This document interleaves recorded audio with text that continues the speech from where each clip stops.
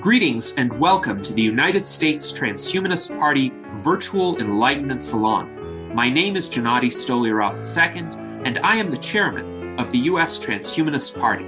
Here we hold conversations with some of the world's leading thinkers in longevity, science, technology, philosophy, and politics. Like the philosophers of the Age of Enlightenment, we aim to connect every field of human endeavor and arrive at new insights to achieve longer lives, greater rationality, and the progress of our civilization. Greetings and welcome to our Virtual Enlightenment Salon of January 23rd, 2022.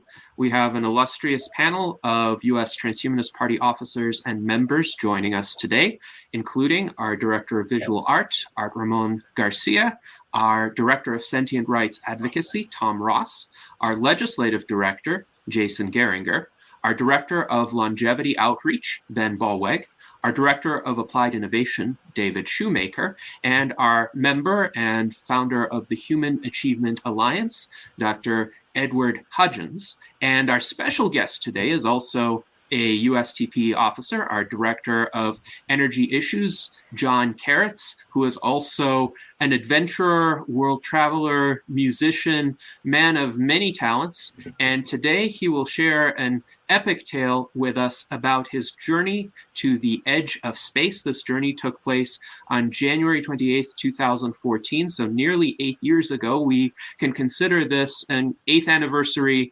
celebration of this epic flight. So, John, welcome. We look forward to hearing from you, and you have the floor. Yeah, well, thank you. I'm glad to be here. Like you said, it's 8 years ago, and in my advanced years, that means that I've forgotten everything I knew at the time I went. That's why we're in this organization to try to work towards living longer and living better. But back in 2014, I went to the edge of space. A lot of people ask me, why did I do that?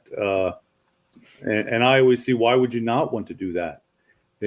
I've when I've done this speech, talked before in front of people, I've used slides from the old Lost in Space TV show and, of course, Star Trek, and things that influenced me when I was younger and made me, love the idea of space and going to space. And, it was a different time in the 60s, and I think people paid a lot more attention to it than they do today. And it instilled a lot of awe and desire in me. I know I talked to people today about how I remember they'd let us out of school. Like when the man first landed on the moon, that we were out of school for that day.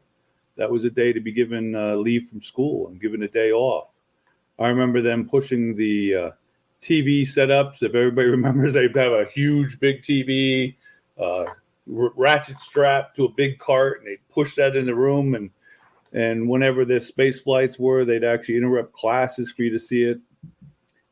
So to me, that was a lot more of a big deal than I think it's become to some of the younger people. And so I always kept my eye out on companies that did it. And so that's kind of my desire to do it. I don't know anybody else here who's ever had the desire to go to space. Anybody else here right now had the desire? Oh, yeah. Exactly. So it's a interesting thing. So I always watched and always hoped I'd have the money to do it. And to be honest with you, sometimes, things happen, bad things happen, and they give you opportunities. Back in 2013, my father passed away, and I had a little bit extra cash from that. And I thought, what would I want to do? I really didn't care about buying a new car or buying a boat or something. I decided to spend the money and go to the edge of space. So that was kind of how I got there. So it's kind of, and also to tell you the truth, it wasn't just the influx of a little bit of money at that time. It was the fact that when people pass away in your life, it gives you a perspective. It makes you think about things. It makes you think about how short life can be. And, you think about your bucket list.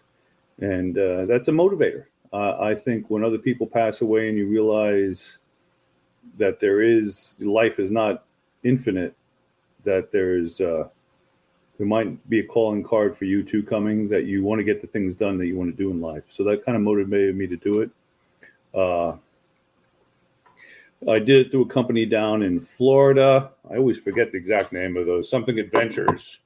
I have it here in my phone, but that's like I said, my memory is not as good as it has once been with some things. But company, excuse me, what'd you say? Yes, so it's interesting. This company was based in Florida, but it had ties to the Sokol Air Force Base in Russia. Yes, there was a contact there. Well, let me move the slide since you see this one. But I love, this is my favorite slide.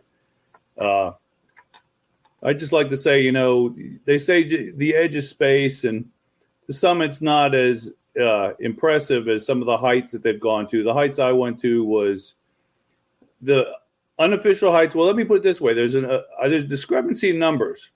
The day I was on the flight, the height and the speed we went on, what I was told and was written on the paper were two different things. So I believe there's only certain speeds and stuff they're supposed to go to. And on my paper was 1.7 Mach 1.7, which I've read is the speed they're supposed to go to now.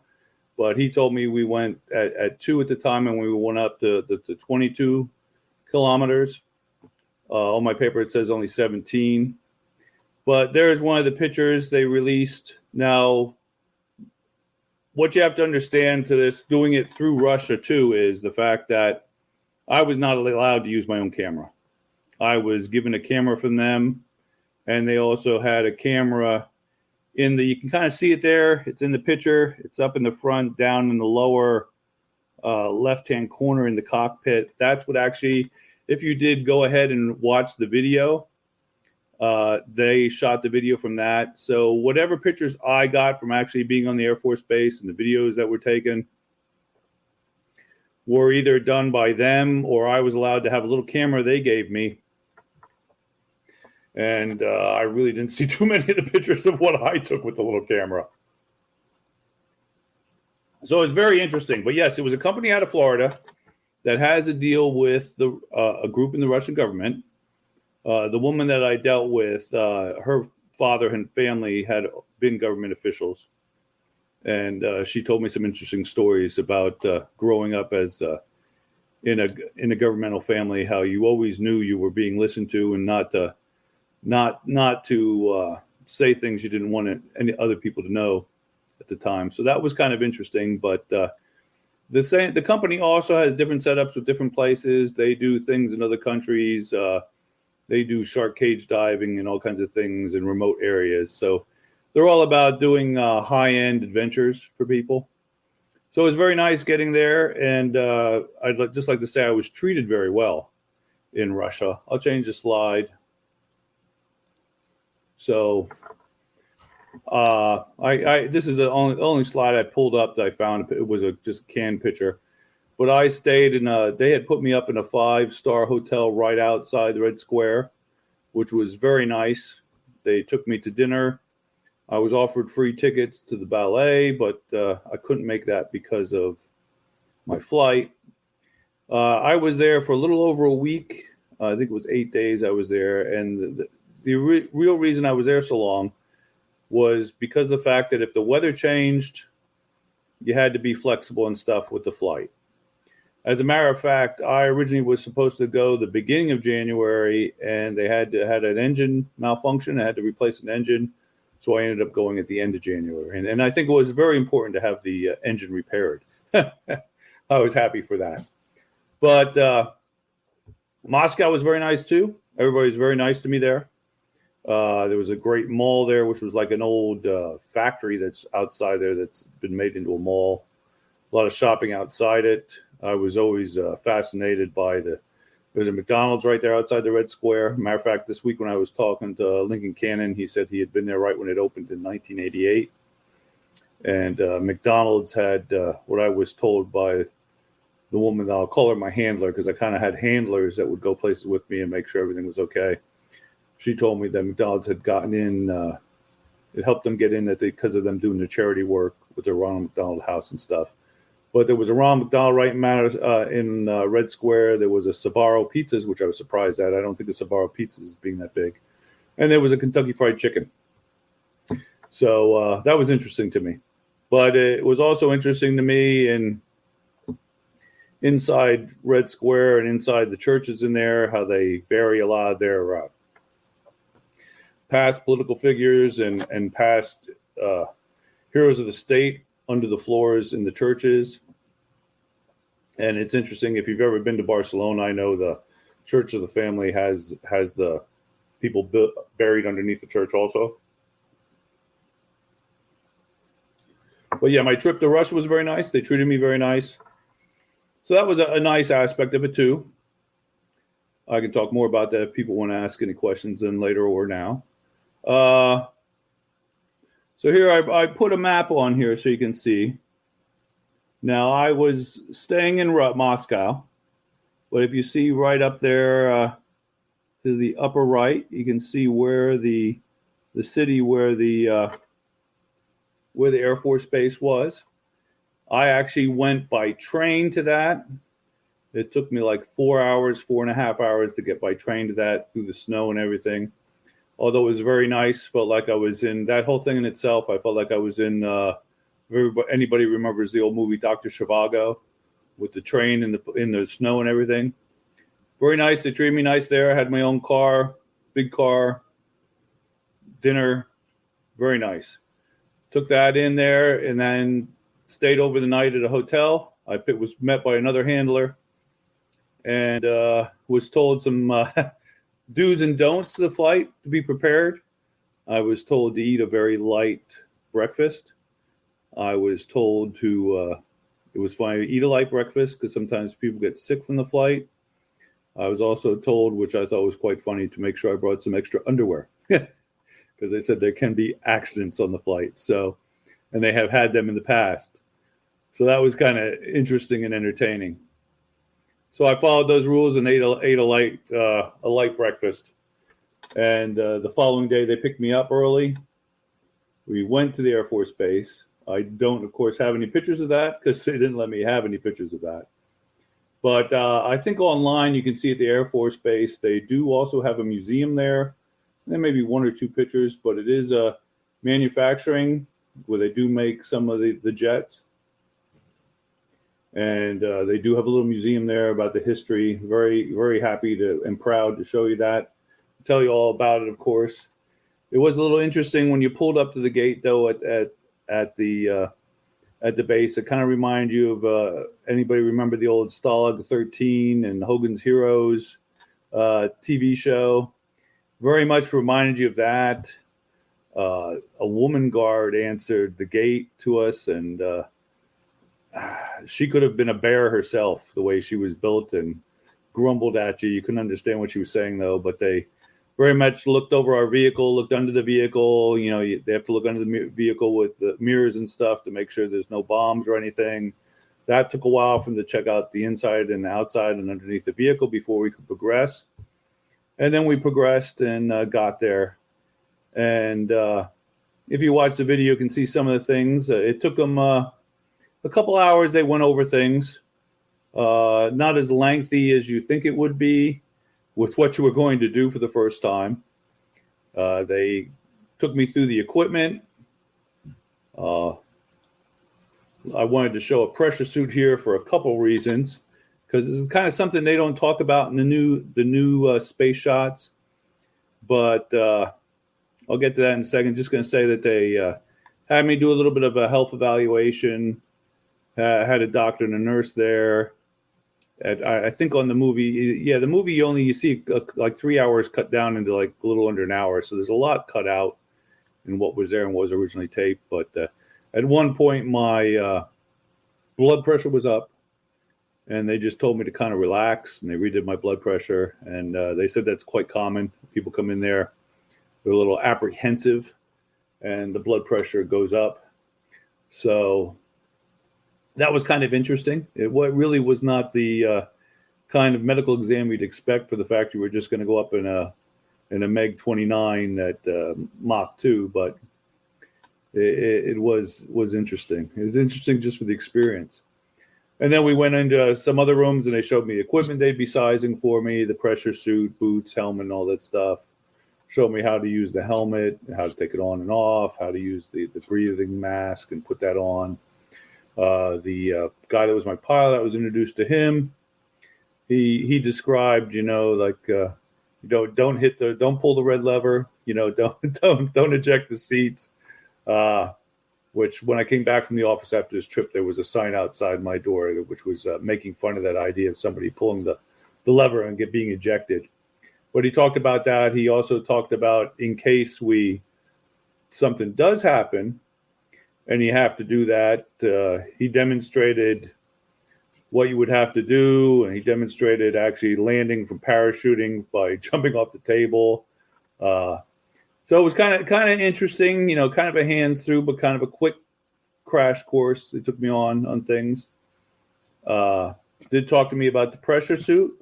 That to me is a very interesting thing. Didn't exactly describe that to me, but they told me because of the pressure and the G's that you had to watch, because in the old days when people started flying jets and stuff, that you would have pilots pass out. And sometimes they would not recover by the time they couldn't pull up.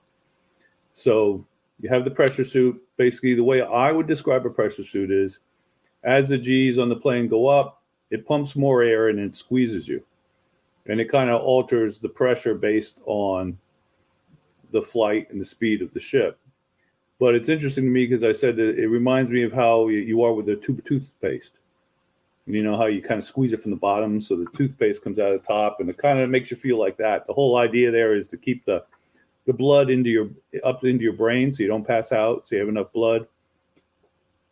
And it is a very interesting feeling. The G's, like a lot of times we were only at G's at 5.5, which weren't bad, but you realize that makes you feel 5.5 times your weight, and you're trying to move your arms, and it you can feel it. It's very much different. It's an interesting feeling. I did read about the present flights.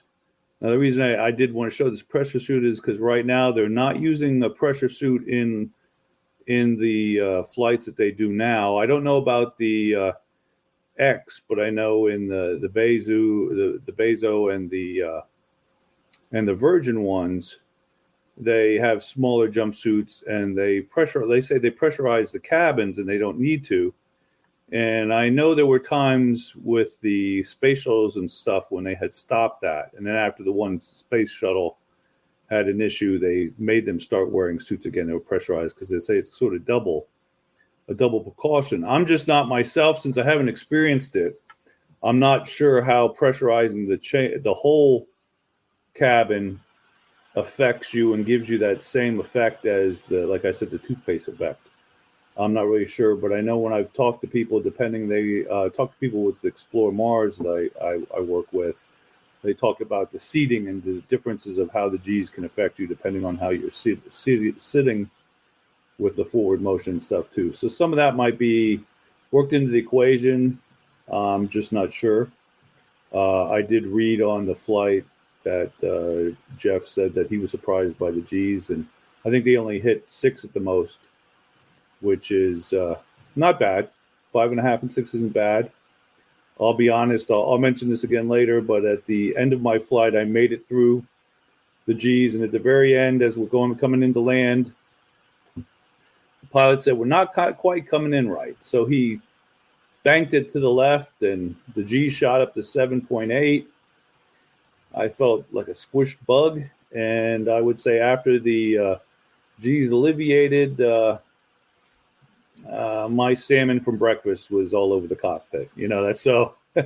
I think I joked with people after that. They said he probably did that on purpose since I made it through the rest of the flight. But yeah, the G's are interesting, and I think in my mind, to make the present space program a thing that can be easily accessed by a lot of tourists is to probably figure out how the G's can be somehow affected, that they don't get as much G's. I think that would bother people, especially maybe people that might have health issues. So That's a concern of mine, and I'm not sure how they're going to deal with it. I'm sure they're going to deal with it and work with it. I'm not sure how just pressurizing the cabin works exactly. I'm sure it helps, but I'm not sure. I felt more safe wearing my suit that I said looked like it was from the 1950s. I said about the technology, I went to the edge of space in 1977 technology and wore a pressure suit that looked like it was from 1950. So that's my little thing about the pressure suit. And I'll go on to some more slides here. Here I am after getting suited up, after he went through the whole procedure and stuff. Underneath that, I have the pressure suit on and the boots and stuff to stay warm, because I was in Russia in the end of January and it was quite cold. When I was back in Moscow after the flight, I know one of the days it went down to like -15 at night. So it was kind of cold, just a little bit cold, just a little bit. So there I am back behind the engines, quite large. Not really much to the jet other than engines. You're basically just sitting in front of some engines. There I am strapped in and still looking somewhat happy. Now, I've had a couple people I talked to and they said, oh, well, they weren't too impressed by me going to space. And they said, well, it's a matter of the fact that you had the money at the time and you could go. And to be honest with you, they told me they've had some people that have gone and they've signed up for it and they've strapped them into the cockpit, or they've attempted to strap them into the cockpit. And the people said, no, they couldn't take it. Being strapped in like that, now I'm 6'2". Right now I weigh 280, but then I think I weighed about 240. Very claustrophobic. If I was claustrophobic, I would not have done it. I was not the most comfortable in there at all. Let me just put it that way. So it's something you have to get used to. And I can see where people would go and not do it. So it's a little claustrophobic. You're squished in there, and you're squished in there. There isn't a lot of room. So that's the one thing I'll say about that. It is interesting. You get used to it. The way somebody asked me that Explore Mars.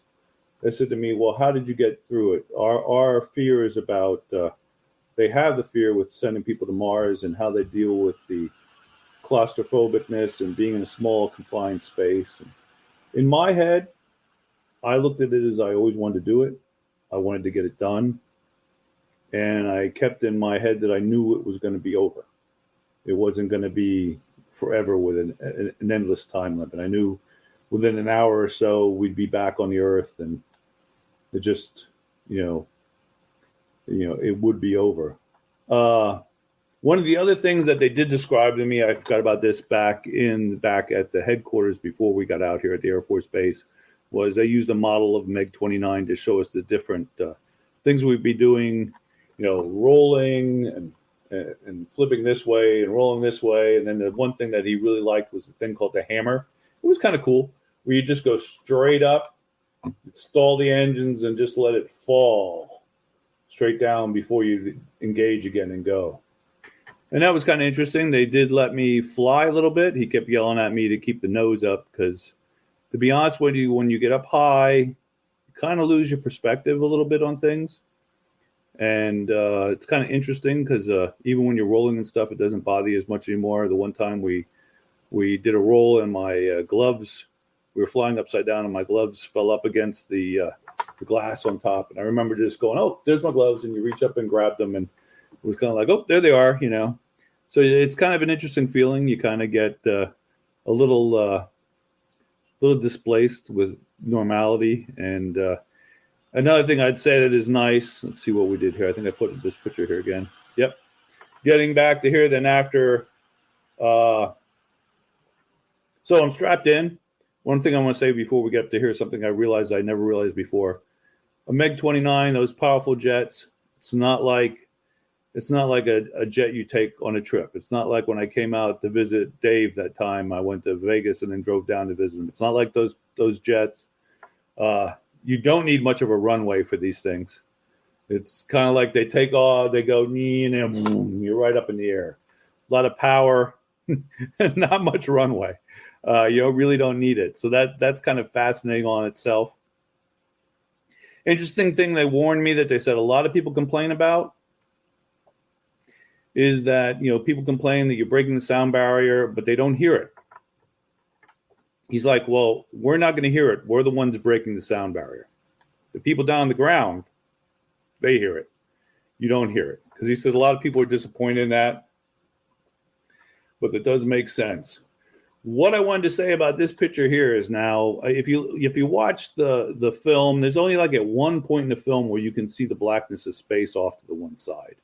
Very disappointing because they edited things. I don't know why they did it so much. But when you get up there and there isn't clouds and you can see the space, the other thing you got to realize is this is the morning and the sun is very bright coming at you from the other side. So if you see this like off to your left, off to the right is very bright from the sun. And I mean, it sounds like a duh, but kind of you don't think of that when you're thinking about going to the edge of space. You think it's going to be black and stuff, but you're doing it in the morning. The sun is very bright. You're in that cockpit. You kind of feel like you're, how you're sitting in a car on a real hot, sunny day and the sun's just beating you. That's kind of how you feel in this cockpit also. But just interesting because it's one of the things, maybe some of you had thought about it, but I hadn't thought about it, that when you're up there, the sun is also going to be very bright and beating on you. And the one side is dark, the one side is very bright. I think the other nice thing about doing it earlier in the day is your positioning that you still have. You can see the darkness to the one side. Now, something interesting about this, too, I was approached at my old job by a flat earther. And he said, oh, yeah. He says, I want to talk to you because I know about you going to the edge of space. He says, when you were up there, he says, you saw the space that the Earth was flat, right? I said, no, I saw that it was definitely, the Earth is definitely curved, I said. He says, oh, well, that's really just because of the curvature of the glass in the cockpit. It bends the light and makes it look curved when it's actually flat. So it was interesting to me because he had an excuse for even my observation personally, Didn't matter that when I was down on the ground, nothing was curved.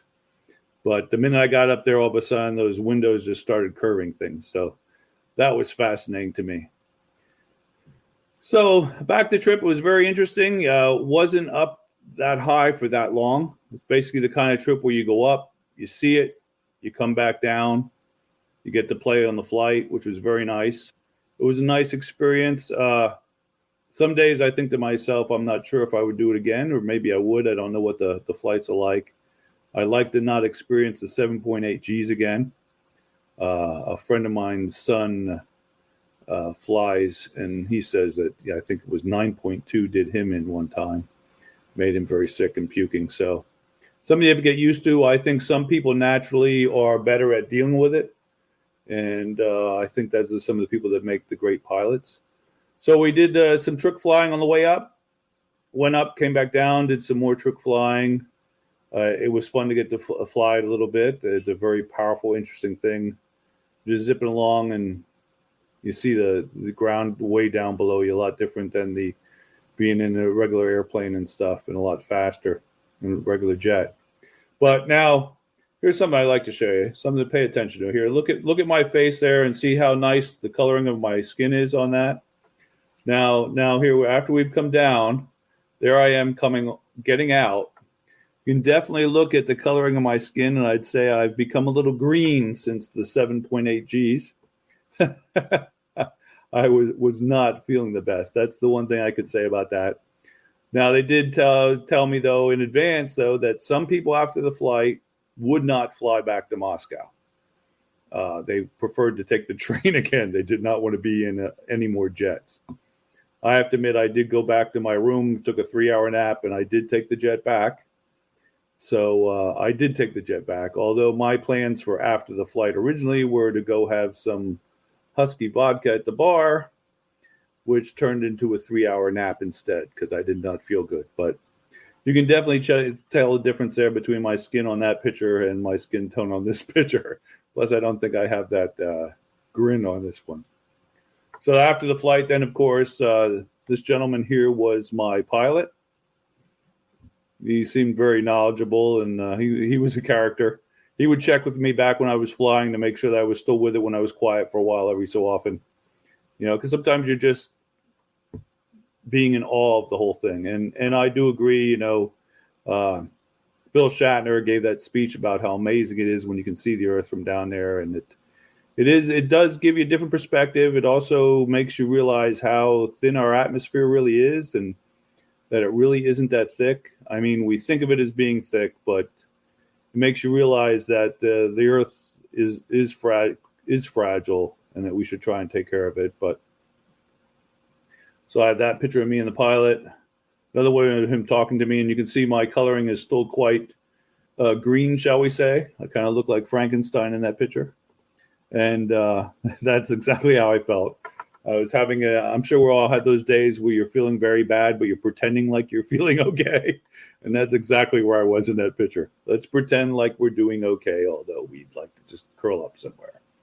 But that was from the G's, and that's what I have for the slides. On my return, of course, like I said, we went back, and then I did have more days in Moscow to enjoy. The flight was quite nice. I would gladly probably, depending on the technology, do it again, maybe higher. I know that 22 kilometers isn't exactly what they call it. Doesn't break the 50, I think, kilometers it is that is the actual distance that you're supposed to be at, to call being in space. But I mean, being able to see a curvature of the Earth like that is amazing to me. So that's why they call it near edge of space. It's very nice. And it does make you feel in awe of the planet and in space itself. So that's a lot of the stuff I have to just say, but I can talk about all kinds of questions if somebody wants to talk to me about things. It's kind of been me rambling. All right. Well, thank you very much, John, for sharing your story. It certainly was a quite fascinating experience to have gone through, and I think we enjoyed the little asides about the flat earther. For instance, John H. says that this just shows us how inventive the human mind can be when it wants to believe something. So this flat earther found any sort of explanation he could latch on to still confirm his prior idea. Now, Mike Lazine has an interesting question. He discusses your observation that in order to make spaceflight more commonplace for a lot of people to tolerate it, one has to reduce the sensation of G's. And he also says there's the issue of gravity. Will we ever pull off artificial gravity or use magnetic boots that are seen in a number of sci-fi shows or movies? And John H. contributes to this conversation. He says, it may end up being easier to modify our bodies in order to mimic the beneficial effects of gravity than to create artificial gravity, or so that we wouldn't need gravity anymore. So this is a transhumanist connection to this discussion. What do you think, John, on this question of overcoming some of the perhaps less than pleasant effects of the G-forces or the Earth's gravity on the human body? How could we best do that in the future to make spaceflight more accessible? Well, I know, like when I talk to people who explore Mars, they had talked about, once you get out of if you're not accelerating, you don't feel the G's. So once you get past the point of acceleration, but during the acceleration, they talked about the way they were going to see different playing with the seating of people and the directions and stuff. And I did notice in the Blue Origin vehicle that they're kind of like semi-laying down, not like sitting in a seat that you're getting pushed forward. I don't know what effect that has along with the pressurized cabin. I'm thinking that might have some effect. I think the positioning of where you are and the pressurized cabin might have a different effect. I'm sure they're playing with it and trying to make it better. But I have to admit, if Jeff and them only felt 5.5 to 6 G's, I myself can say that's not really that bad. Like I said, it was when we got to 7.8 that I had a problem. I felt the G's at the other ones, but it was manageable. So I think the point is just to be able to make the G's more manageable. My other concept of that might be the flight pattern. I'm not sure if maybe instead of having more of a direct straight flight up, where you're feeling more G's, maybe it can be more of an angled flight out where you're not ascending as fast, but you're kind of a longer trip so that you don't have to accelerate as fast. That's the other question I've had. Maybe they could do that. Now, as far as the gravity in space, what I have seen a lot of times them doing more and more on shows, which I think is interesting and is probably more practical, they seem to be using the concept, like I said about the magnetic boots, but also mixing that with the rotation of parts of the ships where you would get a form of man-made gravity from the motion.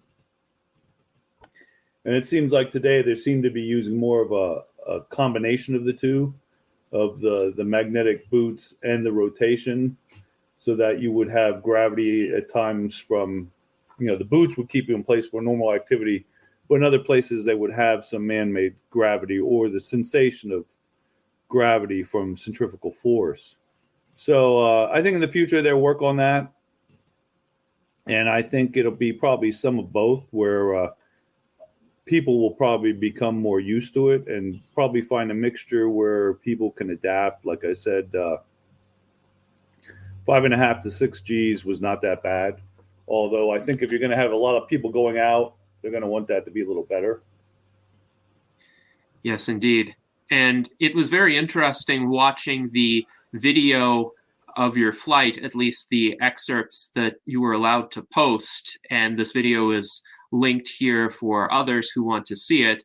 After the flight, the pilot was kind of teasing you, saying essentially you managed most of the flight just fine, but you had this discomfort toward the end. And now we have the context for that toward the end, they put you through 7.8 Gs. Yeah, I kind of think that they did that on purpose. And somebody said that to me too, that they probably wanted to harass the American. I made it fine with the 5.5 and maybe 6 at times, but they knew I wasn't going to make it to 7.8. Well, we all have our limits as humans without augmenting our biology. And yet Luis Arroyo expresses this sentiment, and I completely agree with him. Civilian-based space travel and exploration would definitely be the way to go. And hopefully within all of our lifetimes, within all of our hopefully indefinite lifetimes, we would be able to experience space travel as a service, the way we experience passenger air travel as a service. And if you think about it, when the Wright brothers went to space, when the Wright brothers first went into the air through powered flight, a lot of people saw this as just absolutely unprecedented. Even as late as 1903, some of the leading experts in the field were saying, no, it's impossible. Only in the course of many millennia will human beings ever get up into the skies. And yet the Wright brothers did it. And within just a few decades, passenger air flight was fairly common. It wasn't universally accessible, but a lot of the people who were alive when the Wright brothers made their first flight became airline passengers, and it wasn't seen as anything remarkable by the time they did it. So what do you think would need to happen in order for civilian-based space travel and exploration to become that commonplace? Well, I think them just offering more kinds. I think it's great right now that we have 3 different companies that are on the verge of sending people up more often. I think it's good. We have SpaceX, we have the Virgin, we have the one by the Blue Origin, and I think just having more companies that they're competing is going to make them, make it more available and come up with new ideas. I was thinking when we were talking too that there was always the idea of the space elevator, which that's where they have a location down on Earth and they have another one up in the atmosphere. And basically, you take an elevator up to the high atmosphere, and then from there, you take a ship somewhere else. That might alleviate some of the worries about G's and everything for people, because you're just going up in an elevator basically, and that can be controlled. That's an interesting idea. I know they have a model of that. If anybody's been to Huntsville in Alabama, they have a little model description of a space elevator in the museum there for an idea for travel. So different things like that. And the competition, I think the competition is always good. I think the competition between the three companies is going to push it. They're going to want to, each company is going to want to up the other one. Look at Virgin Mobile Virgin sent theirs up right before Jeff sent his up and sent Captain Kirk up. I actually think them doing the famous people, I hate to admit it, so that seems quirky that they're doing that, but it's good publicity. It makes people watch. I felt I had said to some of you before how, when I came back, I was surprised. My trip was only covered by 2 small newspapers and 1 small TV station. The bigger newspapers and the bigger TV stations didn't care. They considered it kind of a feel-good story, and it didn't really make the news big. And I said, well, maybe if I had come down and shot somebody or somebody had shot me, then they would have cared about it. It's like, so what the point I'm getting to with that is, sending famous people up into space and letting famous people go up. I hate to say it, but it gets people interested. And I think getting people interested is good. And it's going to push people's interest in wanting to do it also. It seems like a corny thing to do, but in this day and age where people are so into social media and stuff like that, it's a good thing. And I'm glad they're doing it. Although you'd wish they weren't. That's like some of the things with the space program, like Trump pushing our Space Force. I'm well aware a lot of that is, of course, probably military backed. You want people, in space to be able to watch the planet, to watch the other countries, to watch the other militaries.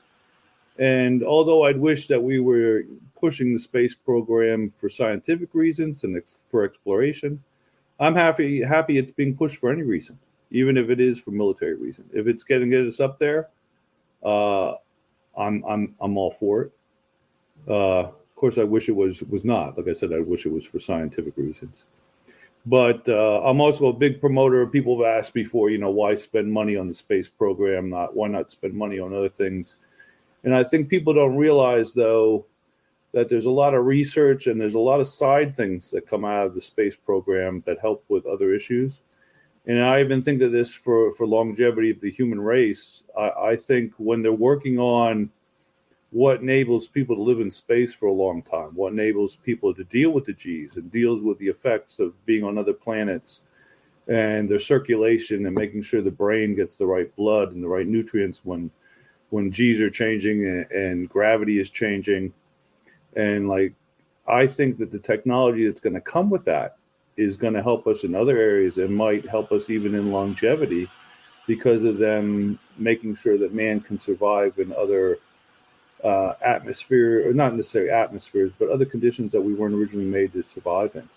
I think that research in itself is going to have a lot of side things that it affects. There's going to be a lot of other technologies that are going to come out of it that we can't even think of. You think of things that happen from the space program. I'm looking for more Tang is what I'm really looking for. But I'm out of Tang right now, actually. I just ran out. But so that's kind of some of my thoughts on that. I'm looking. I think there's a lot that can come out of the push space program. Otherwise, I know I kind of went on a side trip there. Sorry about that. So, well, thank you, John. That was a great answer, and I would also like to thank Kimberly Forsyth, New World Optimist, for her generous contribution. She says, "Thank you." Well, thank you, Kimberly, for being with us today and for your continued support of our endeavors. And thank you also to John H. for his generous contribution. And John H. also contributes to this discussion. He writes, there are some interesting programs about attempts to engineer a space elevator on YouTube. So this is definitely an area of interest. And Edward, I know you have a book here, so if you could show it again to our audience and perhaps offer some remarks about this. Yeah, thanks. First of all, thanks, John. This is a great presentation. I really enjoyed it. I had a book I came out with in 2002, Space, the Free Market Frontier, and we did things on Capitol Hill to kind of, to tell people that space is a place, not just a government program. And there's people, it turned out to be Elon Musk and Jeff Bezos and all, who might be able to actually do something, which they have. But I wanted to hold this up because this book is about 20 years old. But what's interesting is it was done by a couple of folks contracting with NASA, looking at both the technical and the economic issues involved with the space elevator. And they were very good, basically saying it can't just be technical; it has to actually make economic sense. They were quite open about the technical issues, and after 20 years, some of those technical issues that they talk about in the book have been resolved. And I was thinking of contacting them again and saying, "Well, it's on the 20th anniversary of your book. What is the status of the space elevator?" I know that the Japanese have been looking at one. There's a Japanese company you probably know about.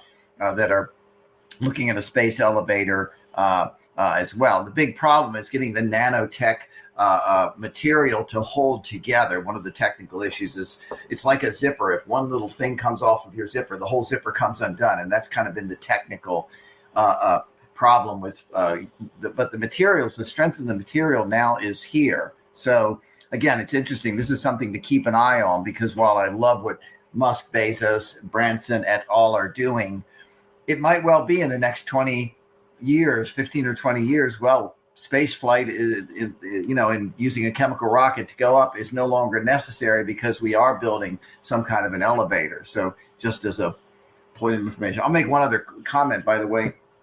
Buzz Aldrin, who just turned 92, by the way, yay Buzz, has a chapter in the book about a space cycler. And what he talks about is the idea of using the moon and the Earth's gravity to shoot a spaceship out that kind of goes out to the moon. It goes out and it kind of slows down, and then it kind of stops, and then it comes back and swings back and goes to the Earth. The Earth's gravity kind of slows it down and stops it, and then it goes back and forth like that.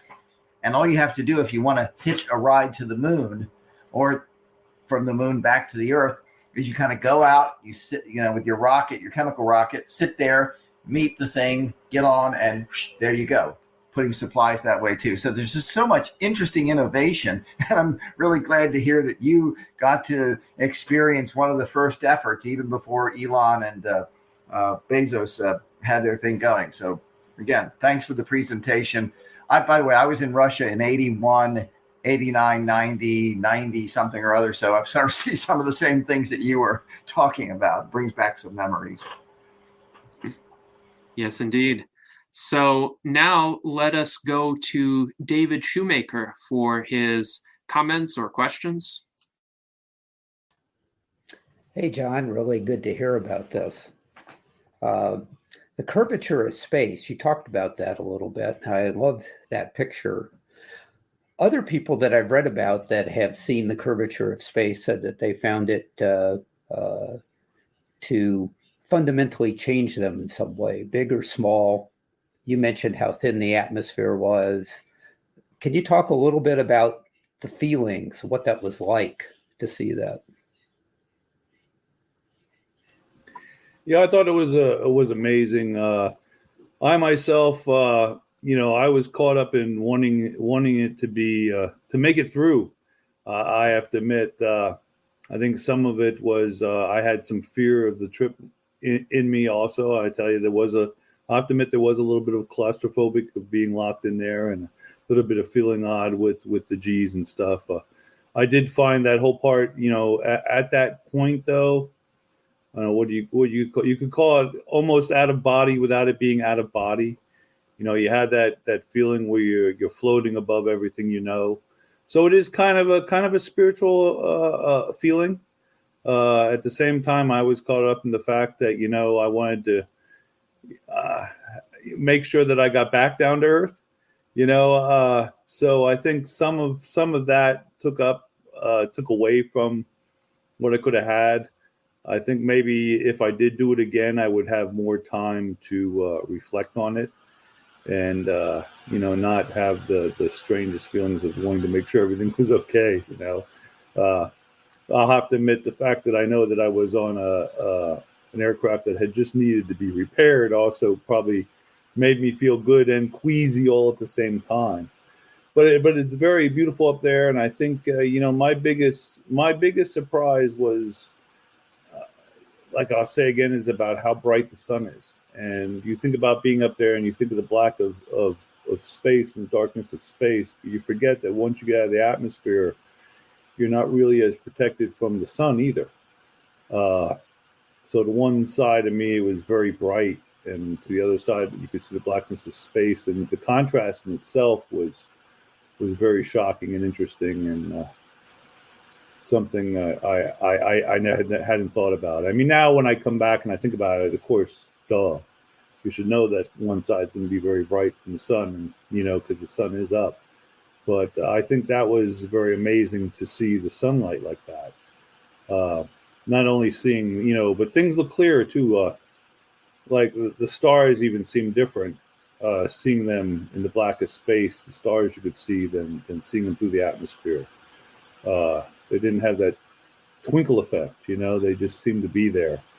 So that was kind of interesting also. But yeah, I could call it, I could see if I had had more time to actually dwell on it when I was there. I don't think I had the time to dwell on it with the length of this trip. I think if I could have been there longer, would have had more time to dwell on it. But I was happy to be able to get through it and get back on the earth.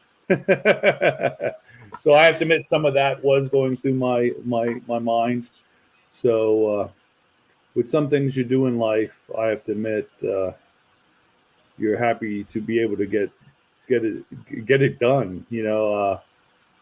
I have to admit, like when some of I also hiked to the base camp of Mount Everest, and the oxygen gets thin there and stuff. And with that also, it's you like the experience, but you like being able to know that you got through it, that you got back down to where you can breathe normally and everything's nice. So yeah, it's quite an experience. It would be nice, like I said, I kind of would like to be in. It would be interesting to be in like a shuttle type thing where you're just up there and you go around and maybe do a couple. It would be kind of neat to do a couple orbits of the Earth and be able to kind of enjoy that and maybe ponder it and experience it longer. I think that would be very nice. I don't know if that really answered the question. Oh, I think it did, especially when you mentioned the spiritual aspect to it, because the photograph is quite amazing. Anytime I see the curvature of the Earth, I'm impressed. But I only have to imagine, since I haven't actually experienced it, that probably the actual experience of seeing it firsthand is probably far greater. Would you agree with that? Yes, I would. It is amazing, and it is far greater than you think. Like I said, I just wish I'd had more time to ponder it. It was actually quite a quick trip, but then again, you're going in 1977 technology, which they still make and sell to other places. So, it would be nice to do that in something different where you have more time. But it's very beautiful, too. It is beautiful to see the Earth like that. I mean, anytime you take a long trip and you're high up in an airplane or a jet and you look down and you think of how beautiful the clouds are and the Earth is. But this is like, you see even more this way, which is just amazing, You don't just see pieces of land, you see like continents, so that's kind of interesting. Yes, indeed. Now let us go to Tom Ross. Tom, please proceed with your observation. Yeah, John, I think it's great that you purchased an experience, rather than a boat or whatever you're talking about, and that you enjoyed the fear in a way. Astronaut Edgar Mitchell talked about his experience of samadhi, of having, where he had a similar experience to you, but maybe he had more time in there to have a broader experience. and really created a whole the Noetic Sciences Institute of Noetic Sciences out of that experience. But I think probably the burning question I have, and probably everybody watching has, is, did you get to keep the suit? No, I did not. But Okay. that is kind of one of the reasons I have looked, and they do sell the pressure suits on eBay, a matter of fact, which is interesting because I did think about that idea. They kind of had a hard time fitting me for one too, because they said they don't, because of me being a little larger. Mm-hmm. So, but it's the suit in itself, though, to tell you the truth, when they got it on and got one that fit me and they put it on me, it was a little scary in itself because it did look like 1950s technology. Yeah. And you're thinking this is, is this really going to protect me? But it's, I always had to laugh. I went up in a Meg 29, which really is, like I said, 1977 technology. I wore a suit that looked like 1950. And it kind of reminds me of that old story, which I know isn't true. It's just a story they made up about the Americans spending a couple billion on making a pen that could write in space, and the Russians just using a pencil. Mm-hmm. It's like, right. It worked. I mean, I have to admit it worked. It got me there, So to some extent, when we talk about the new space stuff that they did, when we talk about Virgin and we talk about Blue Origin, and it's like, I'm not as impressed. I'm glad that they're doing it for maybe making passengers, doing it more people available and making it reusable. Mm-hmm. But it's interesting to me that technology from 1977 could get you to the edge of space. And I know that I don't think they've built it yet, but the Russians keep talking about building a MiG 41. And I think the 41 is supposed to be able to go higher and to be able to maybe even orbit, but they haven't built it yet. So, I mean, they have some new technology based off of old technology, which I'm sure probably is not as advanced as you think it would be. Yeah. I was surprised with stories of the space shuttle. And I know that like NASA would be going to these old computer sales and buying 256 processors. And because they use those in the space shuttle, people said how horrible the space shuttle is using processors that are so old. Mm-hmm. But they said, well, you don't realize about those processors, the old ones, were very thick and were actually well shielded from any of the radiations that would be experienced. Mm. So that'd be the other question. Yeah. Right. So although the processors were better and quicker, they didn't handle as well with the radiations and stuff that's going to happen. So, yeah, I was thinking when you're talking about the ancillary research that comes out of these things, like with the Apollo, we got a lot of research and inventions that came out of that helped people, and even things like Starlink right now is helping people in general in underdeveloped countries and this type of thing. And it seems like there should be a PR campaign to that identifies the to justify the investment in these programs, that identifies the types of inventions or research that can come out that can help either developing countries or just lay people in general. It seems like it'd be a smart thing to do to justify this investment. We know ultimately it's a very small part of the overall budget, but most of it has gone to the military. But I just think that would be a smart thing to do.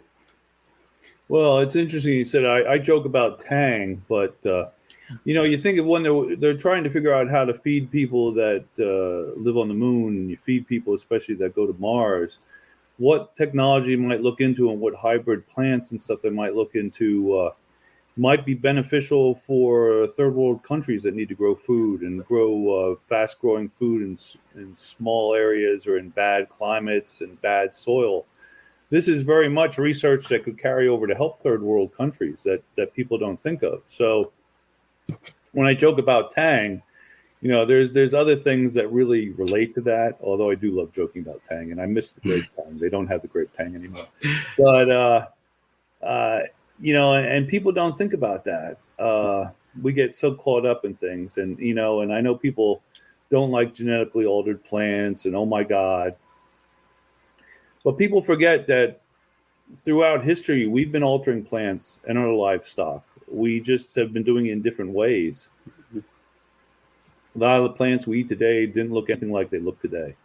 Yeah. But we had people that bred and inbred and kept, changing the strains and doing it the old-fashioned way. So we've been playing with the genetics of our plants and our livestock for a long time, and just in different manners than we do today. So people don't think of that. For me, that's one of the best arguments for transhumanism, in that we are transhuman anyway. If you're wearing glasses or you use a Post-it note, you are extending your capabilities in some way. So it just, now we've kind of put a framework around what transhumanism is, but we have been transhuman all along because we are our technology and our tools. But it's a great presentation. I really envy that you had that experience, and I hope you get to do it again and feel some more of that samadhi. Interesting you said that about the transhuman things, because before I had gone on the trip, I think it was maybe a year before, I think was the last, and less than a year before actually, I had my last retina surgery in my left eye. But I've had 3 retina surgeries and 2 cataract surgeries where I've been implanting lenses in my eyes. So both my eyes have been altered, and I went up with, after having 5 operations. And it's funny because my eye doctor, I asked him after the last retina surgery, I said, "Are my eyes okay if I ever decide to fly to space?" He said, "Sure, they'd be fine." So I come back after the trip and I bring the newspaper article and give him a copy, and he's like, "Oh." I said, "Well, you told me they'd be fine." He said, "Well, I guess they were." So he told me they'd be fine. Actually, not. I think he probably said, "This guy will never go to space, so why would he say that?" Yeah. But he told me it would be fine. So it did make it. So it's interesting that was kind of funny. I made it with my alterations. Yeah, good. Cyborg in space. Yeah, well, yeah. Yes, indeed. Well, I am quite glad that your doctor ended up being correct, perhaps inadvertently, but nonetheless. So we have a compliment for you from Bakwan Group, who says that you're one of their favorite guests. Thank you very much. And John H. also observes that technology from 1969 got us to the moon. So perhaps right now, the current still somewhat limited situation with regard to human space travel is not so much an issue of technological limitations. It's more an issue of funding and will, particularly political will. But it does seem that there are hopeful signs of politicians making spaceflight more of a priority, and entrepreneurs as well, which John mentioned. So competition within the private sector, I think, could greatly improve our chances of not just reaching the moon again, but settling the moon and then settling Mars. So most definitely an area that the Transhumanist Party advocates. And in the meantime, we're happy to feature individuals who have the courage and have the will themselves to go to space the way that John did. Now I would like to see if Art Ramon has any questions or comments. I have an idea as far as trying to make space elevators economical. It would be sort of to get the concept of an offshore oil rig and a factory. So you would put this factory up in orbit, and then you would go out and capture a small asteroid and then have that 3D print like drill pipe. So then you would lower that drill pipe, down to the surface, where then you can have that asteroid, you could pulverize part of it and send it down through the drill pipe, while simultaneously you could continue printing out drill pipe and harvest that drill pipe at the bottom. So that would be a way to start kind of getting the concept of lowering things from orbit all the way down to the surface. And eventually you could probably add on components that you could put on the drill pipe and then send it back up. So, that would, get the whole concept of the whole concept of how you do drill pipe for oil drilling and space mining and having 3D printing out in space and in orbit. So that's one idea that I had at one time, and I throw it out there for anyone to improve on it. Another idea is like early in The Expanse, like in the first few seasons, when they were hitting hard acceleration, they would actually inject themselves with a fluid, and that would help them deal with the high G. And that was only like, I think the first few seasons what they did that. They kind of dropped it off. But yeah, it's some way of helping the body tolerate high G by injecting yourself with a fluid. It's probably something that should be expanded on. Probably just going straight up, you don't have that problem because you are in that laid back position. You're not doing barrel rolls or banking or any crazy hammer maneuvers. But the idea that The Expanse presented, I thought was interesting. That could be expanded on. Yes, indeed. Yeah, I do also watch The Expanse, and I do like a lot of the stuff there. And just touching bases on some other things that was said before when we talked about the elevator and stuff. I have met Buzz working with Explore Mars. He actually can be quite a character.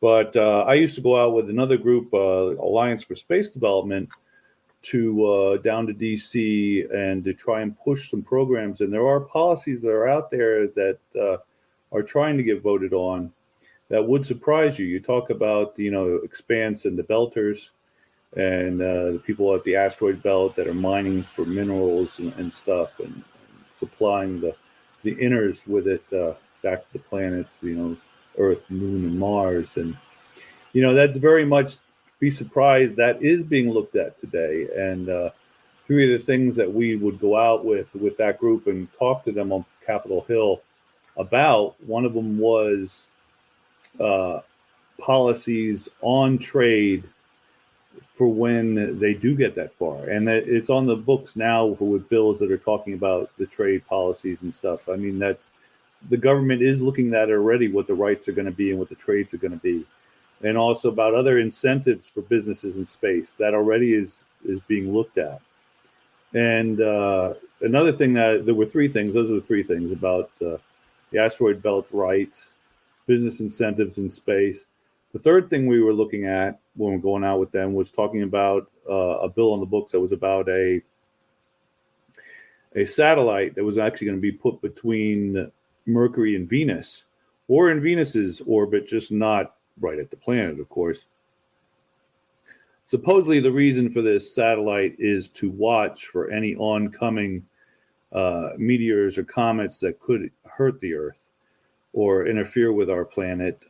My suspicion on that is the fact that might have to do with also military reasons. That might actually be on the book for military reasons. But it's interesting, though, that's interested me in The Expanse that they talk about. They do have the people that are the Belters, and they're working on the asteroid belt, and that is things that they're looking forward to. And I'm looking forward to as in they're already looking ahead to that possibility. And same thing with I saw somebody said something about manufacturing services. The thing is, once you get out to space, hopefully we're not depleting things on our planet to build things. Like when you're on the moon, you're building buildings on the moon out of materials on the moon, making concrete from the moon dust and from the moon soil. And then when you're getting further out, even on Mars, you're building things from the materials there. You're not hauling a lot of materials, and hopefully you're gaining the ability to make fuels and stuff already further out that you wouldn't be. And I think that's an important thing to being able to move forward, is not to be always sending things from Earth, but being developed that the materials you need for construction and for exploration and for fuels can be made on the other locations where you're at. And yes, like you said about the injecting them for the G's, that's an interesting technology right there. That could be something that could be, who knows if there's something that could be used to enable them to deal with the G's. That could be something maybe that could help stroke victims, or because they did take it to try and prevent them from having strokes. which was one of the causes of the problems they were having on the show with people with G's. But that could be something that could help people on this planet with stroke. So I actually recovered from a stroke last March that I had where I lost my left side. Which my left side? That's my left side. So that's a near and dear thing to me. So those are some of my thoughts on what Art said. Yes, indeed. Thank you, John. And Edward Hudgens pointed out this is the comment that you were responding to, that making space manufacturing and services tax-free is one proposal that could encourage space development. And indeed, it makes sense to incentivize construction in space. And as you pointed out, John, building from materials that are already available on other worlds like the moon could also be encouraged by such a policy. We have a generous super chat from Alan Crowley, who says, thanks for another great salon with another great guest. Thank you, Alan, for watching and for your contribution. And now I would like to ask Jason Geringer if he has any observations. I'm fascinated by the how we are just like not physically, space is dangerous place. I didn't raise my hand when you said who wants to go, because it's pretty freaky, and I really don't have any real good idea how we could change genetically our bodies to be able to be more adaptable to space. I'm this idea of G's and the problem of how we're gonna handle that is one of the big things I think about all the time. And I'm just wondering, do you think we'll be the answer to that question is more in developing a technology that allows us to just go there and like your suit and all that? Or do you think in the future we will get farther by genetically altering us so we are more able to, handle that kind of situation, that environment? Or do you think it'll just be like maybe a combination of both? That's it. Back to you. Yeah, I think probably a combination of both. But at first, I think humans as we are, I think we will try and alter the environment as much to suit us. I think that's sort of I hate to say it, but that's sort of, I think, how we do things. But I think the environment might also alter us. If you're born and you live on another planet with a different gravity for a long time, it's going to change you. And I hate to bring up The Expanse again, because I do think that's a good show, but Art brought it up, so I guess we can. He busted that out, so I guess I can use that as an example, though. But they had that problem with people that have lived on, either been out in space for all the time. When they come to planets, they can't deal with it, or on another planet, you live on the moon your whole life, and then you go to Mars and Earth, and it bothers you more. So I think I think we're going to alter slightly. I think it's just going to be, but I think being as humans as we are, I think we're going to try and form things to us. I mean, even when we live in very hot areas, and of course we get air conditioning when we use our air conditioning all the time. I'm sure Dave uses air conditioning a lot out there in Phoenix, and so I think we will alter it as much as we can to fit us. But I think there probably will be some changes that do happen. I mean, even on this planet, people that live at high altitudes, their blood is usually a little thicker and they carry more oxygen, and it changes. That's why athletes sometimes would train in the high altitudes to kind of artificially dope, like blood doping. Their blood changes, so you carry more oxygen when you come down to lower altitudes. Yeah. So it makes me wonder.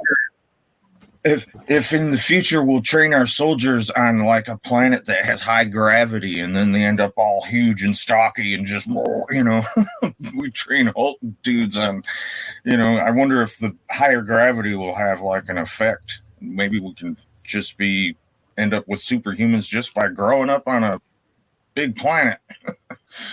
Well, if anybody ever read the original reason for why Superman had strength, it wasn't anything to do with a yellow sun or a red sun. It was the fact he was on a larger planet and they had a higher gravity, and that made him denser. And originally he didn't fly; he leaped, and his skin was denser and he was more strong. So that originally was the reason for Superman being stronger. Later on, they did the yellow sun and his cells absorbing it. And even if you watch Guardians of the Galaxy, the original versions of Guardians of the Galaxy, not the movie versions, they had a Charlie, I forget, was he Charlie 7, who was from Jupiter or Saturn or whatever. And because of him coming from a large planet, he was very thick and dense and very strong also.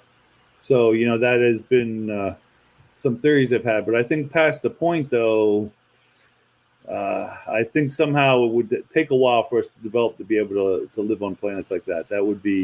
Those gravities would just be crushing, But it might be when they want to train Moon and Mars soldiers, they might want to train them on Earth, because of Earth having the greater gravity. Earth might be, to be honest, Earth might be like, what was that, John Carter on Mars, where he went to Mars through a tunnel he found, and he was very strong on Mars because he was from Earth.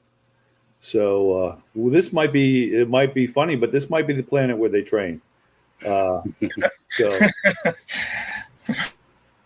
think Mike Lazine brought up a good point, which might be the third option, which would be to use replicants or an AI that goes out, and we have a virtual reality experience here. Controlling those things, and I think it would obviously make it a lot safer for human beings, but to have a virtual reality where you're experiencing everything this AI robot is experiencing with tactile and all the sensors, and and to experience even some G's maybe, but just to send out a virtual AI to experience this thing and having the experience but safe on Earth might be one way to go. Yeah, I think there's a big future for that, because our brains are very good at, how do you say, not feeling like we're a head in a jar. Like there's that experiment where they have somebody see through a camera and it's looking down, and what they see is like doll's legs, and then they touch their toe at the same time as they're touching the doll's toe, and after a while our brains tend to just, like, it seems real to us, and so I think that technology has a big future. I think our brains are able to take to it very well, so I can't wait for that. Keep the insurance rates down. I do think human beings are naturally explorers, though, and I like virtual things, but it just isn't the same. Virtual meetings aren't the same. Going to someplace virtually isn't the same. I think you're still going to have, just by human nature, people that want to explore, want to be there physically. I think we are kind of crazy sadomasochistic beings, and I think we're going to want to do it, even if we're not going to necessarily want to do it the safest way. How often do all of us do things in the safest way? I'm sure we all do some things that somebody else would say, "Why'd you do that?" I still think man's going to want to go out and do it in person, even if they could do it virtually. I don't think it's going to be the same. That's like a lot of these meetings I was mentioning. Explore Mars. The past couple of years, Explore Mars stuff has been virtual, and it's not the same as getting out in DC and talking to the officials and talking to people from NASA in person and stuff. And it's just, I love these salons and stuff and dealing with everybody like this, but if you have the opportunity, I'd like to see us, the Transhumanist Party, have conferences where everybody gets together. I think micro gestures and the micro expressions. There's a lot of qualia that comes in when you're with somebody personally. Yeah. I wonder if we could, if somebody could experience that samadhi or that moment that you had, through a virtual experience. And if that, because that would probably be the touchstone to, whether this is a valuable technology. Mike Lazine points out that virtual experiences are not the same, but they can be an option for those who are risk averse or might not be able to afford the physical experiences. And of course, we know travel is costly, and space travel in particular is costly these days. Indeed, our friend Daniel Twett wonders if you care to disclose this. What was the price of the 22-kilometer MiG-29 flight to space? I like to say it was the price of a car. So that's what I kind of like to say without giving too much away. I could have bought a new car for the price of going to space. So that's why I said kids before about buying a car, buying a boat. Okay,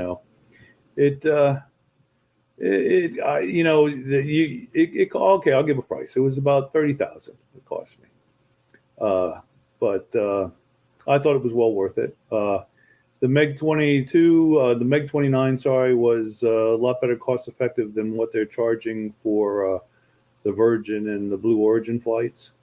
And of course, I would hope that with that cost goes a lot more safety. I have to admit, I think the reason you go to Russia and you fly in a MiG-29 and you don't do that in the United States in one of our fighter jets is because in this country they're afraid something happens, they might sue you, where I don't think the Russians care.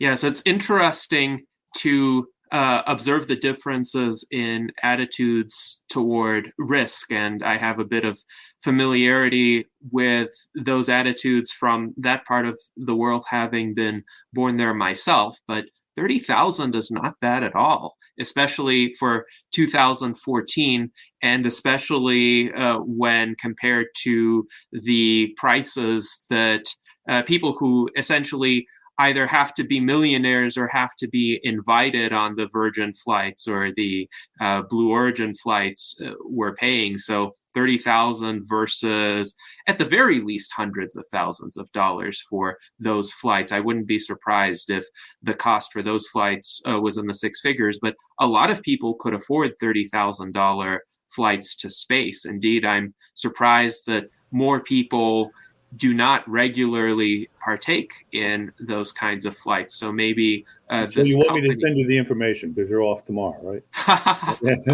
Maybe if they included the suit. Well, there you go. That maybe I'm sure for a certain amount they probably would, But I have to admit that what I find is traveling is the American dollar, even though sometimes people scoff at our country, is very much wanted when you go places. And it can get you very far. I mean, when I was in Egypt, they wanted American money. They didn't want their own money. They wanted you to pay them in American money if you could. But talking about the cost of things, when I was in Tibet for the tour to the base camp Mount Everest, I was in Tibet for a week and a half, and that whole food and shelter and the hotels and the tour and getting there and coming back, minus the flight, was under $1,000 in Tibet. And you couldn't, that would be maybe 2 days here in this country. You know what I mean? So your money can go further into the countries, even in a bigger country like Russia. Your money can go a lot further. So that's something to keep over traveling. I have found a lot of times in my travels that the flight, the actual flight to get there, is the most expensive thing on your bill. Going on my way to Russia, I stopped in Rome, which was very nice. So I got to pray at the Vatican first. It doesn't matter if you believe or not. It can't hurt. It can't, can only help. But it's the flight that's more expensive. When you're in the other countries, your money goes further, and that's something to keep in mind. That's nice, but the flights are still pretty expensive. Yes, absolutely. Now these days, the flights could cost four figures easily, but it's true, the cost of living is a lot lower in the former Soviet countries. Of course, for someone like me, I have to be worried about being branded a dissident or a draft dodger. And as a result, it would be more difficult for me to show up there. However, one could live easily for a couple of years on $30,000 in those countries if one has expenses typical for people who reside there. Of course, the salaries there are correspondingly lower, so that seems like a lot of money. But most certainly the cost of food, the cost of shelter, unless you're living in like downtown Moscow, is a lot lower. So now I'm curious if Ben Ballweg has any questions or comments. Oh man, I almost needed a second pair of underwear because I was dying to share this part that I'm coming to right now. So I know that everybody on this call has seen Transcendent Man with Ray Kurzweil. And in that movie documentary, he was shown in the zero G scenes and like spinning around in the plane with a bunch of other people and stuff like that. So that one really excites me, and I have priced that out at about $5,000 to have that experience. I also recommend a video by OK Go that is done all in zero G as well. It's pretty cool. I think one other thing that I heard about that experience was someone was talking about sleeping at zero G, and they described the experience as quote unquote delicious. It's like, man, someday I'm going to have the zero G experience. So I guess, John, what I was curious to hear about from you was what has drawn you to space? What makes you most interested in space? I don't know if I quite had this myself growing up, that I was like, man, someday I'm going to get to space come hell or high water. I'm kind of curious about the $5,000 to get up and experience zero G. I'm looking forward to that. And I think I'll manage that, unless, barring, how would we say, like if we get to space in a fast enough time, I hope to get to space myself. And but I guess I'm like, well, I'm hoping for the life extension first, and then get to space in due time, I suppose. But what made you want to go to space? From, I presume, your upbringing, what got you excited from an early age? Like I said, probably Lost in Space was the first show. I think that was a silly show looking back now, but back when I was a kid, I liked that. And of course, the original Star Trek, loved that. As a kid, I was always trying to build my own spaceships and mock spaceships. And of course, when you're a kid, you take, there was a factory down the street that had the big wooden boxes from the factory parts. And me and my friends would steal them. I mean, they're huge, like coffin-sized boxes. And we build forts, drag them blocks down the street into our yard and build forts out of them. And I build mock spaceships out of them. Of course, when you're a kid, you figure if you build something that looks like a spaceship, it's going to, of course, take off and be able to get you in space. So I did that as a kid. It just was always a desire to be able to be in space. I loved the idea of exploring, and even to this day, going to the edge of space. But something I think that would be interesting. I've been to Egypt and been to the pyramids and stuff. But what I'm getting to is the Stargate TV series. If anybody watched that, you had the first one from the first movie, and then you had the Atlantis one, about that. But then you had that final show where they were kind of lost all the way out, and they had no way to get back. And, they were finding planets with dead races and archaeological buildings and stuff. And I thought, now that would be an interesting job, to be a space archaeologist, where you were exploring planets and finding ruins of civilizations on other planets that, that might have been years ago or something. That would be just so, it would be like the ultimate archaeologist thing, to be a space archaeologist. So even today, that's something to me, it's like, be amazing to be the ultimate archaeologist, not an archaeologist on Earth, but an archaeologist to other planets of civilizations that might have disappeared years ago. That to me just still has awe. I don't know, space always had awe to me. And It was instilled by those shows back in those days. My dad worked on airplanes in the Navy, which I always think is funny, but he worked on airplanes back then. So there was that in my past also. You had mentioned about the G's, and people ask me about what I experienced about the G's. And, I'm strapped in the cockpit. I really didn't feel that. But then I wonder, like I said, where you don't have the perception of how high up you are and stuff kind of changes when you're up there and you feel kind of different. And like I said, when we turned upside down and my gloves went up to the top and, I grabbed them, and looking back, I actually think some of my perception on where I was at was altered, because I think you do have a slight less effect on you doing that than you would further down on the earth and doing normal flight. So I think the gravity did affect me a little differently, although I was strapped in and couldn't notice it. But I think you do feel a change. You just don't necessarily perceive it as that at the time. So, I'd also looked into some of those flights and thought they might be interesting. But so those are some of my thoughts. That's some of what interests me. And still to this day, like I said, being a space archaeologist, that just seems like that would be a fascinating thing. Not only finding, civilizations on this planet that were never known, but civilizations on other planets that, ruins and stuff. That would just be fascinating, Yes, I hope you do get to be a space archaeologist, John. That's a fascinating choice of career. And Mike Lazine shared an experience that echoes your own during your childhood. When he and his brother were kids, they built a large cardboard rocket ship that one could go inside. So a lot of people were fascinated by the concept of going to space and imagined themselves, at least at some point in their lives, with regard to doing that. Now, I was recently asked by an individual who was curious, what would I do with a greatly expanded lifespan? And I pointed out that one could have multiple careers. One didn't just have to have one if one had many centuries to look forward to. So he asked me, well, what would be essentially your next 3 careers if you were to have an indefinite lifespan?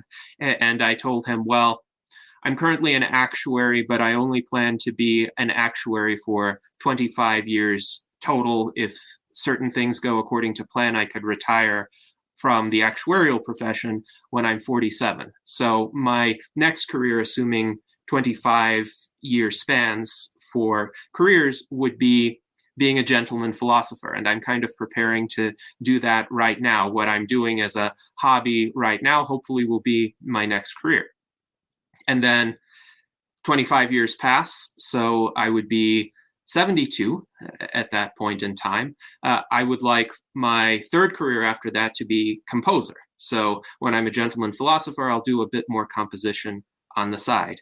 And then another 25 years pass, and I'm 97.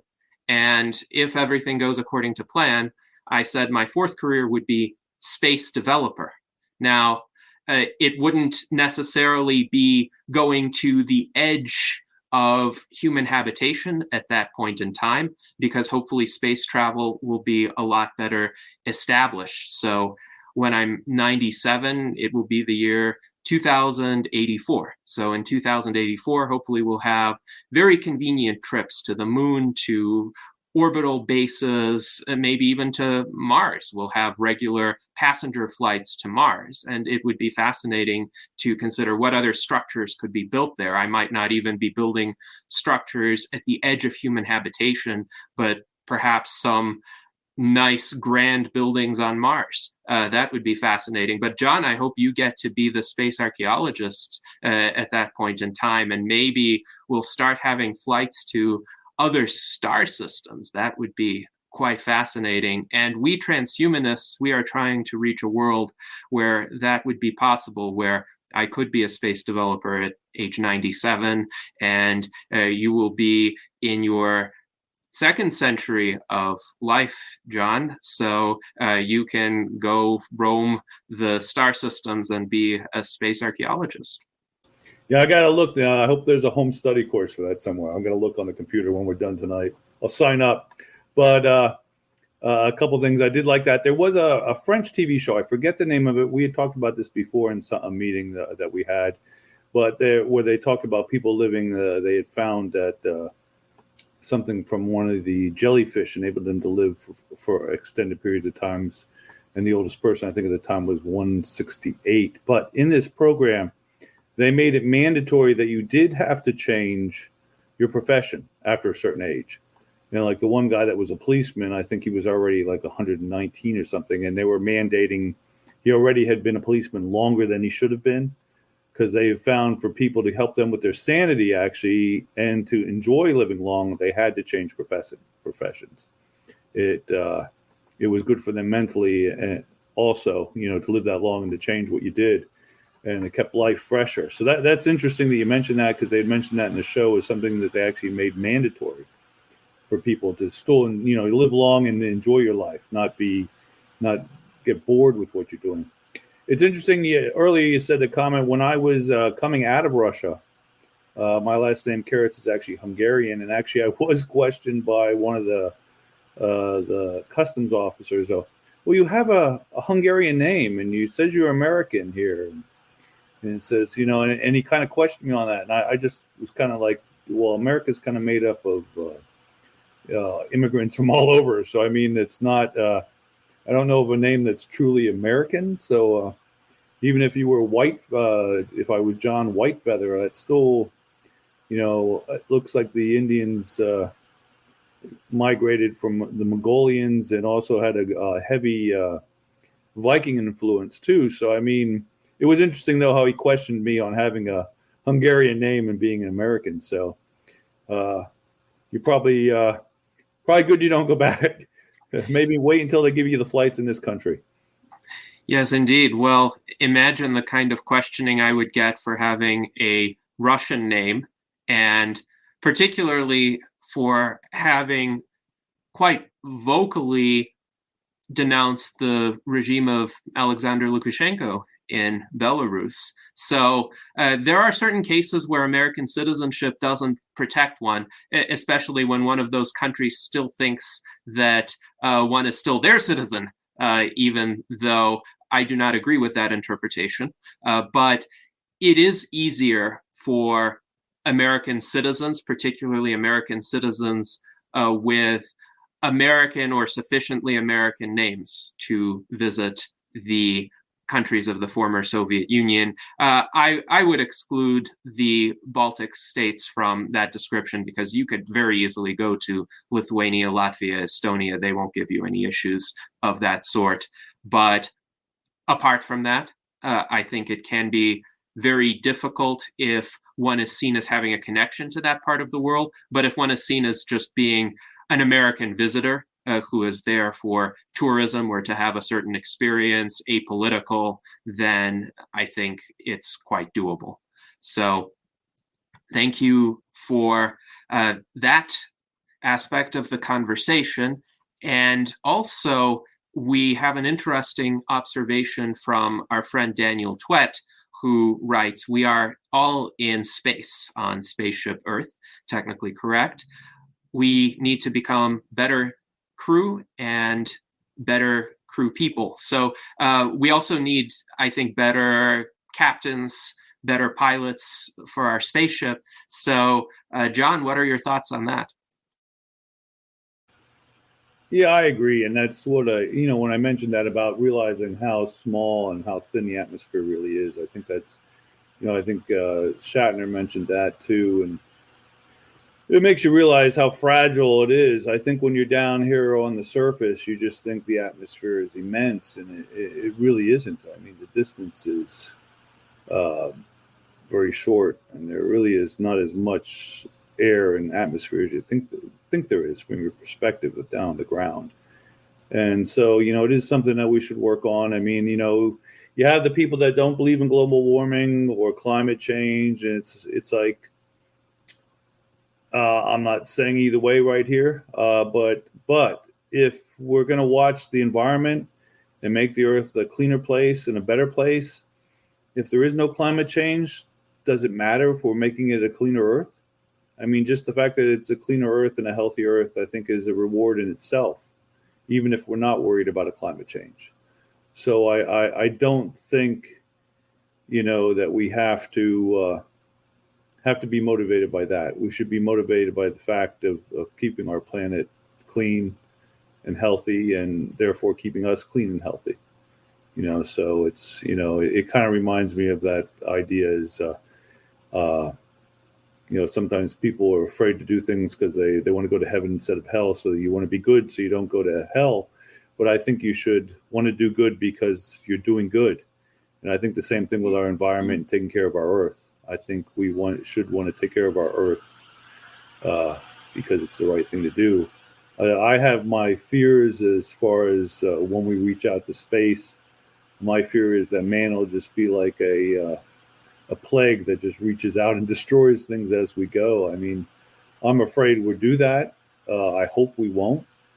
I hope that we will, reaching out into space might alleviate some of the strain we do on our own planet right now, when we can manufacture things on the moon and manufacture things on Mars, and we can maybe even manufacture things out in the belt and further out.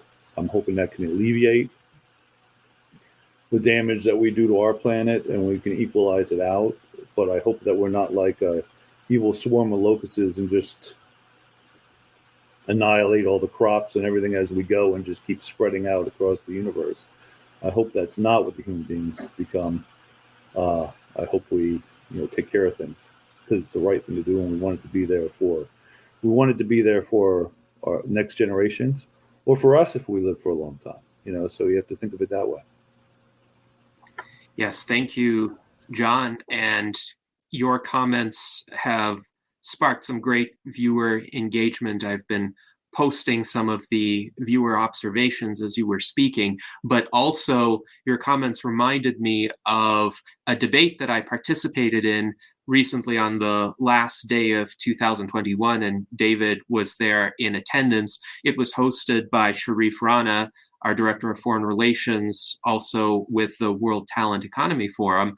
And I was playing the role of the U.S. Transhumanist Party in government in a parliamentary system, where I defended the resolution that essentially humans should explore space and settle other worlds. And I pointed out that exploring space could actually help us solve some of the issues, including the environmental issues on Earth, like climate change, not only because we would have this broader awareness, as you've discussed, of the fragility of our planet, but also because we could move a lot of the polluting activities to other worlds, build more factories on the moon or on Mars or on other planets, and perhaps relocate some of the heavier manufacturing over there.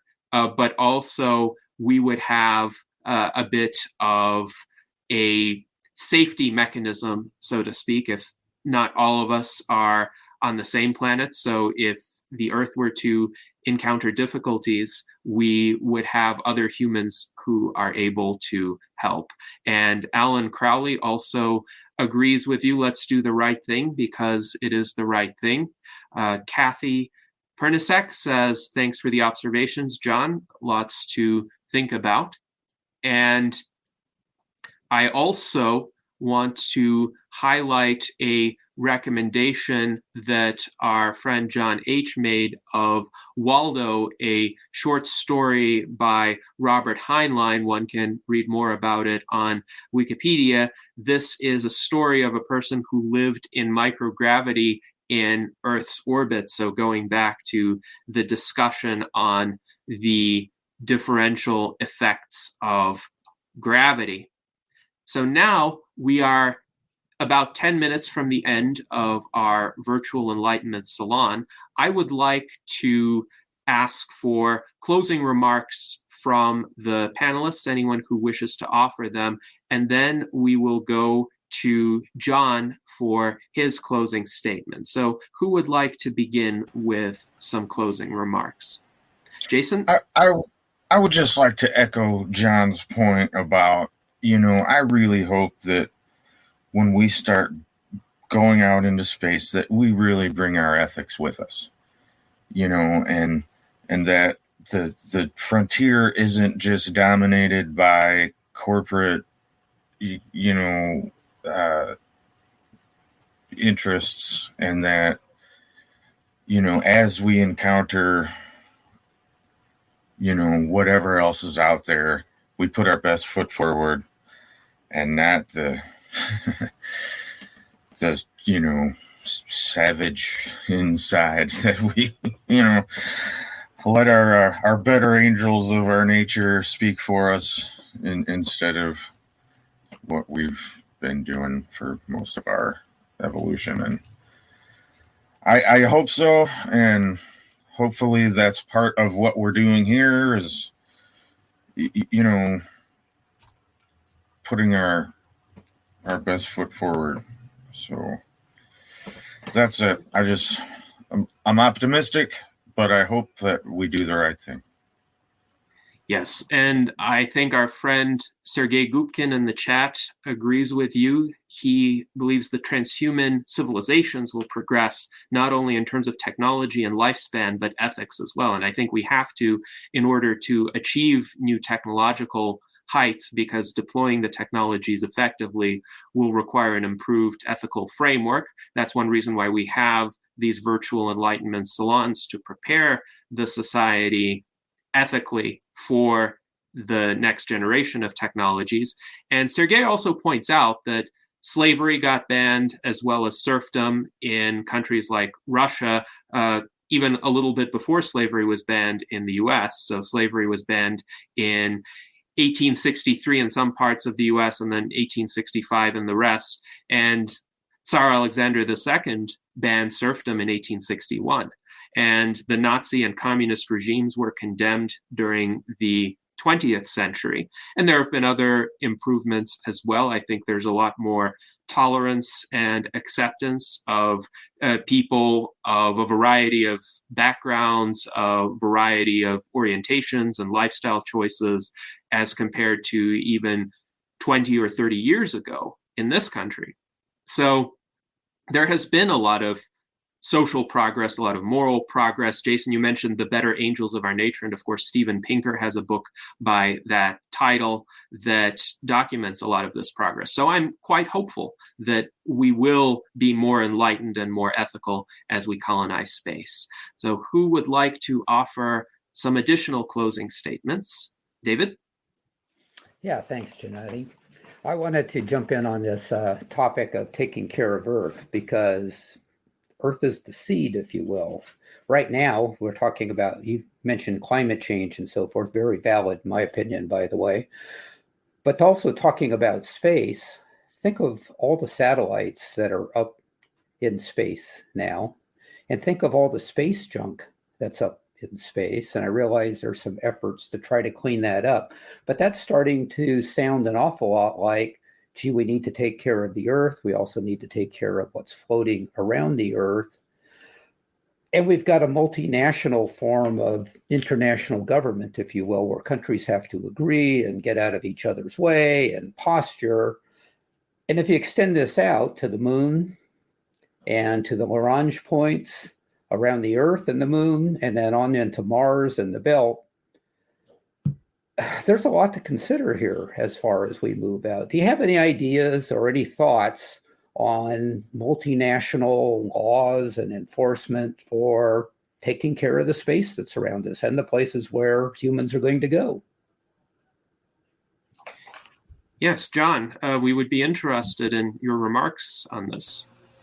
Well, that's one of the things I've thought of for a long time. I think that there's going to have to be new laws done, but I think, I hate to say it, I think there's going to be some turmoil, and I hate to bring up Expanse again, but Expanse has a lot of issues that I have always worried about, because in that show, the the people on Earth are fighting with and the moon are fighting with the people on Mars, and they're fighting with the people that are taking care of the belt.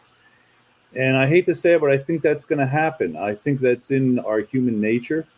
I think it might take some time to work out, but I think the frontier of space is going to rile up all the old problems that we've always had with our new frontiers.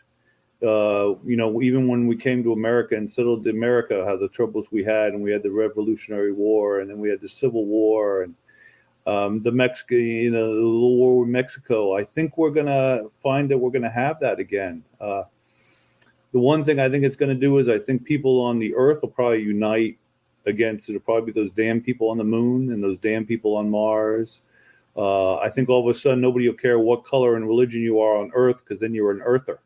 We're going to be Earthers, and they're going to be Mooners, or whatever you want to call them, Moonies. I think we've had Moonies before, but you're going to have the Martians, and I think there is going to be some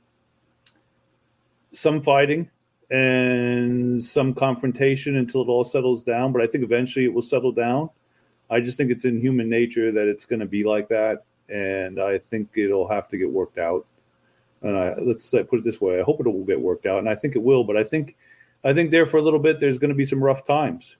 I actually find it hard to believe that there won't be any rough times. But I think hopefully all human beings, we will eventually work it out. We worked it out with our revolution, our civil wars, and it gets worked out eventually. And I hope it will. I think it'll, like I said, I think though it will unite the people on the different planets. I think the people on Earth will be more united because they will feel the people on the moon and the Mars, or it'll become those them. I think human beings quite often have the wanting to point the finger at other groups.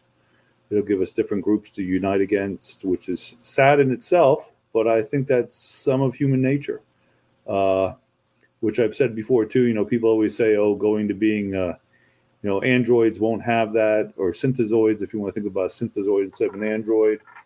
I think once you get things become intelligent, I think they're going to do the same thing. I think it's some sort of an instinct built for survival that comes in with intelligence, and it's a pity, but I think it's something that's there that has to be worked through. But I hope in the future that I think it'll all work out like it has so far in history, Mm-hmm. Yes, indeed. Thank you, John.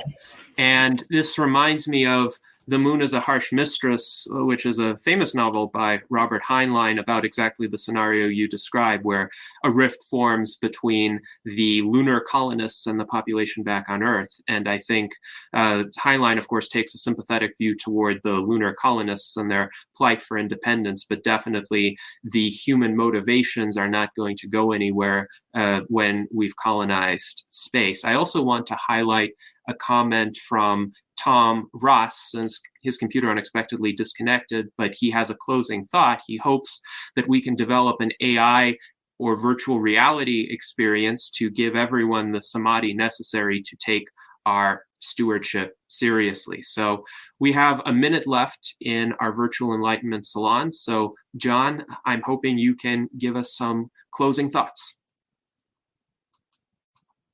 And I believe you need to unmute. Yes, that would help, wouldn't it? You should all be able to be getting my thoughts directly to you by this point. No, it was like I said, it was a great experience. I hope more and more people will get to experience edge of Earth flights, orbits of Earth, trips to the moon, even on a regular basis. I think we're in a great thing, and like I said on my first slide, that space, the next frontier. I think we are at that point where we can now consider ourselves space cowboys, hopefully, and be going out there to space, hopefully a little safer than we went out across the West. But I think it's a great time, and I hopefully help everybody gets to experience it, and I think they will. Like we say with the Explore Mars group, the first Martian is probably among us now. Some of the people that are going to be the first humans to live on Mars probably were already born and are going to be there. So I'm looking forward to the further exploration of space. and all the science and technology that and medicine even that the development and getting there can help with the rest of us. All right, wonderful. Thank you, John, for those closing words and your fascinating story. Our audience enjoyed it greatly. In the words of Alan Crowley, sapiens of the planet, unite. And thank you to everybody on our panel and in our audience. Please join us every Sunday at 1 p.m. Pacific time, 4 p.m. Eastern time for more of these kinds of fascinating interdisciplinary philosophical conversations. Until next time, live long and prosper.